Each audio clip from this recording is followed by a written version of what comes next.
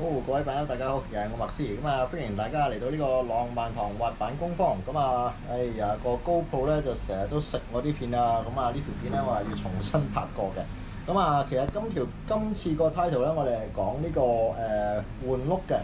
其實即係點解滑板要換碌咧？如果你係淨係玩花板嘅，基本上個碌咧就十世都唔使換㗎啦。除非你要拆個啤領出嚟嘅啫。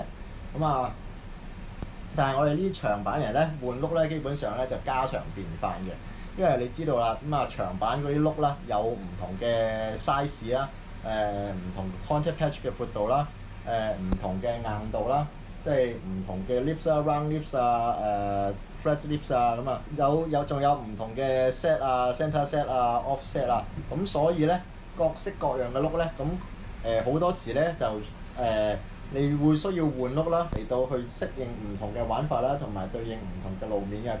都因為我換碌咧都換咗不下幾百次啊，都有少少 tips 俾大家嘅。由於重拍啦，我用翻同一套碌啦。攞一扭翻開個碌俾大家睇先啦。未開始換碌之前咧，講解下啲結構先啦。相信咧好多嘢都好 basic 㗎啦，大家都唔需要多講㗎啦。如果你需要詳細啲嘅了解咧，你可能要上網做翻啲溫習啊、補習咁啦。好簡單㗎啦，你掹晒啲嘢出嚟之後咧，首先就要放 speed ring 啦。第一個 bearing 如果有 spacer 嘅咧，你要落 spacer 啦。唔好問我 spacer 攞嚟做咩啊？bearing 同 bearing 之間咧就係放你個碌㗎啦。然之後咧再面嘅 spacer 加翻個 nut 上去咧。基本上咧，無論你咩板都好咧，你嗰個 set 咧都唔會有咩大分別嘅，係中間嗰個 spacer 你需唔需要加嘅啫。睇下你係新款嘅 bearing 啦，定係舊款嘅 bearing 啦。好啦，喺未拆碌之前咧，都想講講平常嘅 set up 啦。平常咧我就會喺張台度做啦，動起塊板啦。如果係花板嘅話咧，你嗰個axle 咧就應該同你塊板咧係同一個高度嘅，所以咧動起上嚟咧。你應該塊板係平直嘅，即係成直角我呢個長板啦，由於呢個係180 Caliper 2嘅RKP 出啦，由於佢係闊過個板身嘅咧，你係會見到佢係斜咗嘅。通常我會揀咩嘢咧？我係會揀係斜向自己嘅，又或者係斜向呢個底嗰邊嘅。點解啊？因為咧，如果你斜向自己嘅話咧，拍落嚟咧。你塊板就唔會周圍碌啦，拍向外邊嘅話咧，你個塊板係會碌走嘅，最好唔好啦呢啲。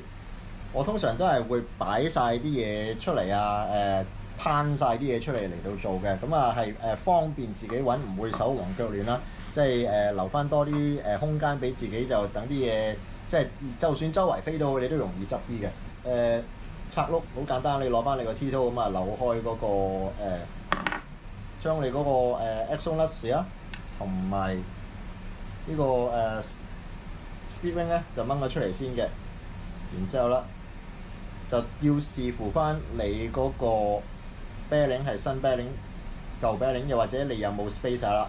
你有 spacer 嘅話咧，將個碌咧向上提高大概一個 bearing 嘅位，然之後咧撬佢出嚟，好似撬咗嗱。如果撬得啱，你個高度 set 得啱嘅話咧，你個底嘅 bearing 同埋你個spacer 咧係會留翻喺個 axle 嗰度嘅。掹咗個碌出嚟，呢個面啦，反轉去，將個面插落去，撬埋另一個出嚟，係啦。由於呢個係翻拍啦，所以我用翻同一個碌啊。好啦，你攞個新碌出嚟咯。假設呢個係新碌啊，咧首先係反轉佢先嘅。反轉喺上面一落去，哇！好鬼大力。好啦，你裝實咗第一外邊嗰個 bearing 之後咧，就向翻面個 spacer 啊嗰啲留翻喺度，唔好喐佢啦。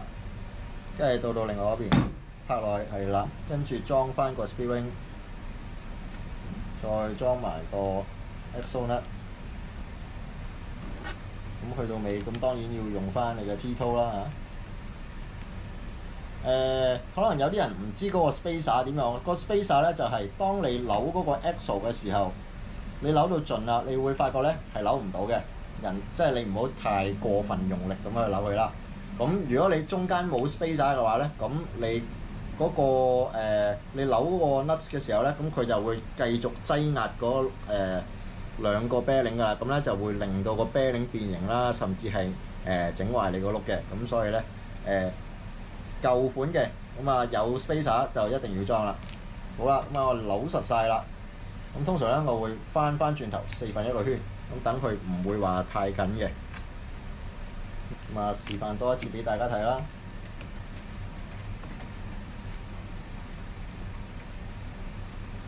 扭開 axle nut 放好，拉佢高少少，用個食指黏個 speed ring 出嚟 ，speed ring 都係放好，放喺當眼嘅地方啊。然之後就提高少少嗰個提高少少個轆，隻手咧捉實塊板啊，唔好飛咗佢啊。然之後撬係啦，一撬咧撬得啱嘅話咧，佢就會留咗喺度啦。同埋反轉去再撬埋另一邊出嚟，會實係啦，就係咁嘅啫。咁如果我哋呢啲習慣咗換轆嘅喺地換嘅，咁你習慣翻一個良好嘅手勢咧，咁就算你喺地換啊，咁都唔係話一個太大嘅問題嚟嘅。咁啊上次都示範過俾大家睇，喺地嗰度換轆㗎啦。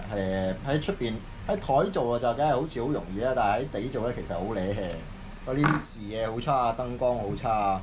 咁啊即係地下嗰啲石仔咧就會同你嗰啲同你啲 parts 撈埋嘅。好咁啊，同埋工場就係啦，最好咧就係你有塊布咧俾你抹手啊，抹翻啲油去嘅。係啦，呢個就係我自己嘅換轆 tips 㗎啦。咁啊，你習慣咗一套手勢嘅話咧，你換轆係可以好快、好順利。咁記住咧，係攤晒啲嘢出嚟，逐個換。咁啊，所有嘅嘢 layout 好，咁啊擺晒喺前邊咧，就方便自己嘅。好，所以就係咁啦。咁啊喺呢個即係疫情期間，我都會講多少少啲即係工藝上啊、technic 技術上啲嘅嘢嘅。好啦，咁今次嘅介紹就係咁多啦。咁啊，希望各位真係練好自己嗰啲換轆嘅手勢啊。咁啊，唔好出到去咧就瀨晒氣咁啦。好，就係咁多先，唔該，多謝晒各位。